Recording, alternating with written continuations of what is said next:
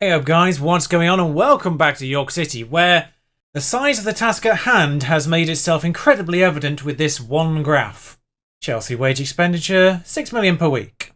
York wage expenditure, 475,000. This is going to be a fun year.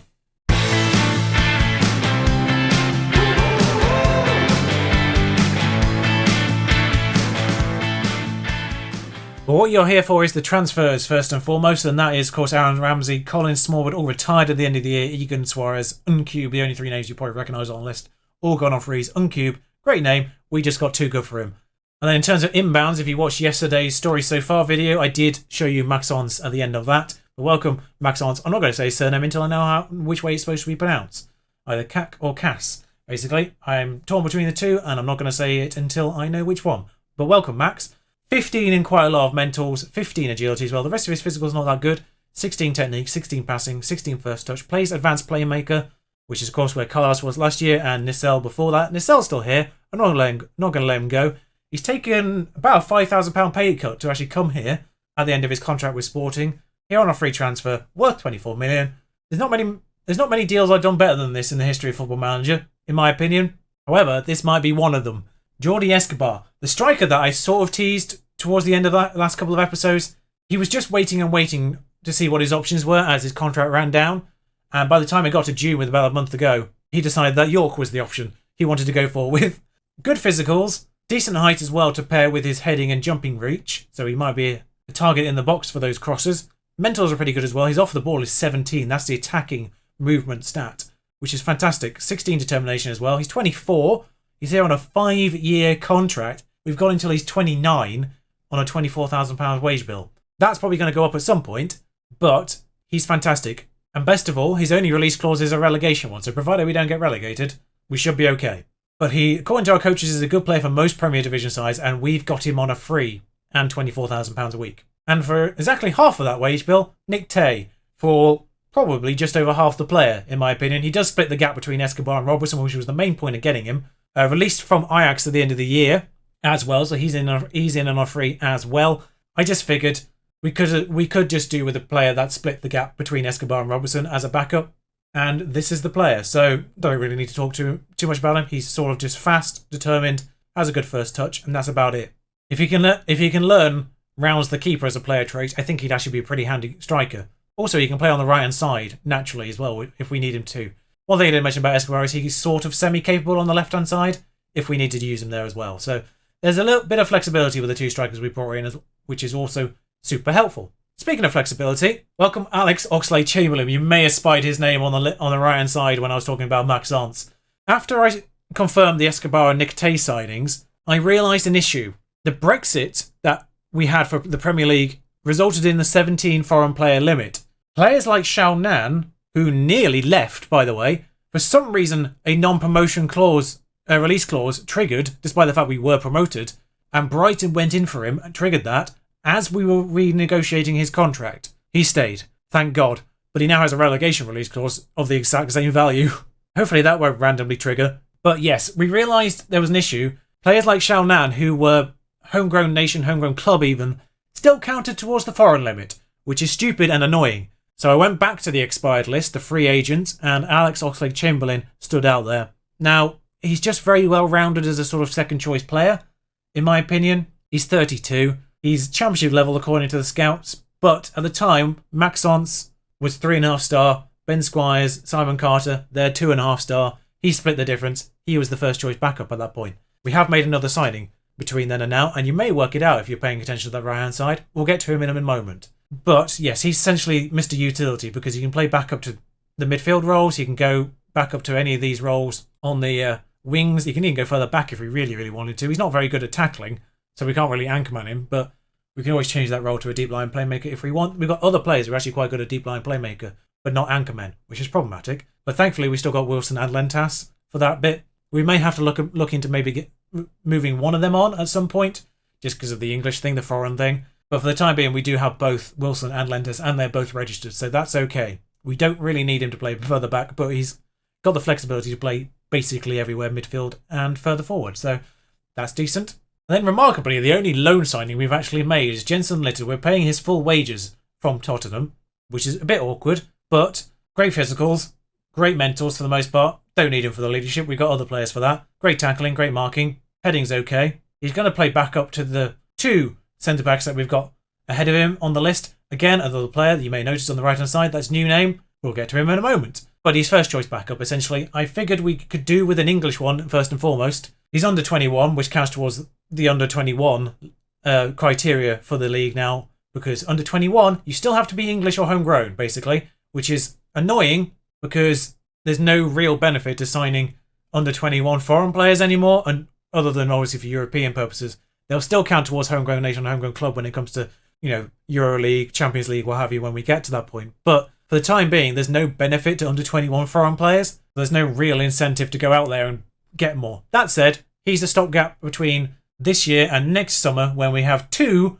foreign centre-backs coming in once they turn 18. Whether or not they'll be good enough at that point, we'll find out next year. I'm not going to go through them now. I will bring you them next year if I think they're going to be featuring in that year's competition. Because obviously this foreign limit is going to be a bit of an issue. But for the time being, Jensen Little is here for the year. He was here at the end of last year, but he took an injury like a couple of games from the end that made him get recalled. And then the first player we've actually signed for money. 4.4 million from Manchester United. About half of what we sold Stephen Burrows for. Still don't get it. Basically playing back up to Shannon on the right hand side. Can also do left if we need him to, which is super important. But basically he's fast. Technically he's not great. Does still have 15 determination. Mentally he's not fantastic either. And it's quite a lot of money for a backup, £20,000 per week. I do have to admit, that's the Manchester United effect coming through. But he's just playing back up to Shannon for the time being. We've got him for quite a while. I basically realised with a couple of weeks to go that we still only had one fullback on both sides. We had Shaw on the right and Christian Best on the left, so I figured we better get a fullback in to play backup. We just needed someone, and Ethan Laird sort of fit that bill. Also, of course, he's English, so that matters. Speaking of English, the last 2 signings we've made have both been English. These are the results of me realising that we probably need to focus on home nation players. So that meant I had to go out and find home nation players that maybe were being undervalued by the clubs they were at or playing below the level that they're at. First up, Sean Coleridge, who was trained at Bayern Munich. There's time at Hertha Berlin and Hoffenheim in his history, but super good physically. Great mentals in general. He's 21, £25,000 per week we've signed him on. He was on about 9 at Bayern Munich. And we acquired him for a grand total of 10 million. 13 if he plays, but 10 million for this player. Yeah, tackling's not great. Marking's good. Heading's okay. But those physicals. Top end of those mentals. Bottom end isn't too bad either, to be honest. 12 work rate could be better. Teamwork could be better. But he's strong enough leader. Good enough determination. Good enough off the ball. Best part is, apparently he can still improve significantly. And he's operating at the Premier League level. We need him to. So he's already worth more than we pay for him. And welcome to the new number 1 defender, Sean Coleridge, an Englishman from Germany. We have a good record with those. Richie Dean, I think it was Squires, that was from Germany as well. By the way, he's homegrown club. Not that it really matters too much at this point. And lastly, the big money signing. We spent a bit of money on this one. £33,000 a week we had to pay him. But yeah, physically, he's okay. Mentally, 19 determination, 17 work rate, 19 teamwork. The most team-playing team player I've ever seen for a 20-year-old. We bought him from Nottingham Forest. He has 16 technique, 17 passing.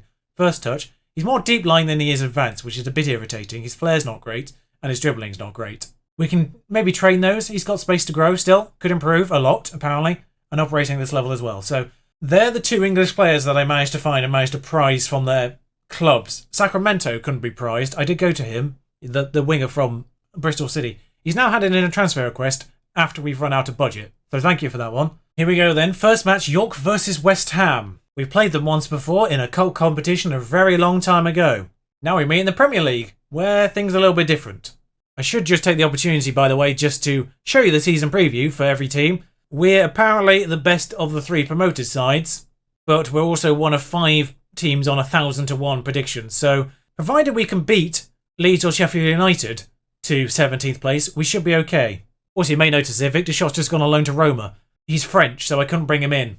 Stupid foreign player limits. But the team that's going to face West Ham is Best on the left, who has quietly become actually an okay player. Probably not Premier League level, but we've run out of money and loan options. At this point, there's not really enough to get a loan player in, if we're probably going to have to give new players contracts over the course of the year, which is likely going to happen. Coleridge and Medina in the centre of defence, Shaw on the right, Of course, Dutra in goal, naturally. Gonçalves, Grimes and Velasquez in the centre. Madeira and Ebersbach, still those two in the inside forward roles, and Escobar up front. Well, one player stands out straight away, does it not? 33-year-old Mauro Icardi, who is still physically okay. Just joined. On a free. Of course, right?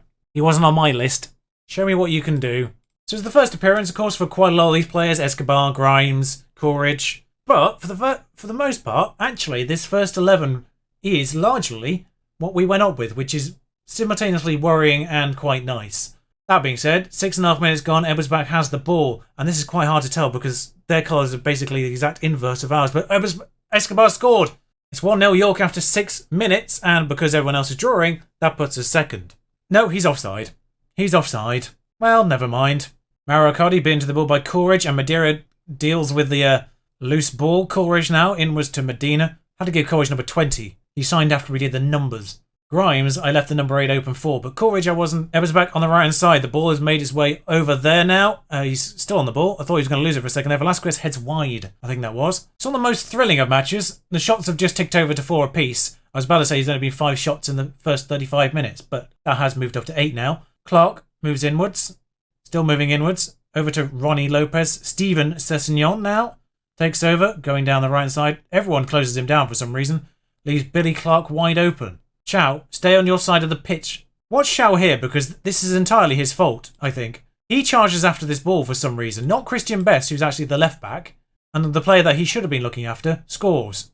Ronnie Lopez with a free kick. Please, can we not make this 2 straight away? That would be very hard to come back from. Although, if we did win 3-2, that would be the achievement. Still not had it. I don't think, anyway. Do something better in the second half, please. Not liking Madeira on a 6.3. We do have Alonso to bring on for him, thankfully. Otherwise, not really seeing too much that I feel like I should be right. Velasquez on a 6.5 isn't great. Grimes is getting a bit tired now. And on a booking, so that'll be the introduction of Alex Oxlade-Chamberlain, I think. 15 minutes to go. We'll go attacking and tell them to get creative, I think, will be the idea here. Get them inspired. 90 minutes gone. 92, 93. It's all over. We see nothing in the second half. No clear-cut chance for anyone. For once, I actually agree with my assistant manager. He thought it was disappointing. I thought it was disappointing. Not the way I want it started. Meanwhile, Brian Spaniel's gone to Strasbourg. Don't know why. He's actually still quite good. Love the name Brian Spaniel, though. So it's not the most ideal of starts. I've had a little nosy to the other end of the schedule, and the last 3 games are Arsenal, West Brom and Sheffield United, so I will avoid them now in case they become relevant at the end of the year. Honestly, I really hope they don't. For good reason, not bad reason. Which means I think I'm actually going to play through to Southampton and Stoke, of course, the team that came up with us. Annoyingly, they won on the first day. 2 teams in the red and white. We'll see you for those tomorrow. Until then, ta-ra.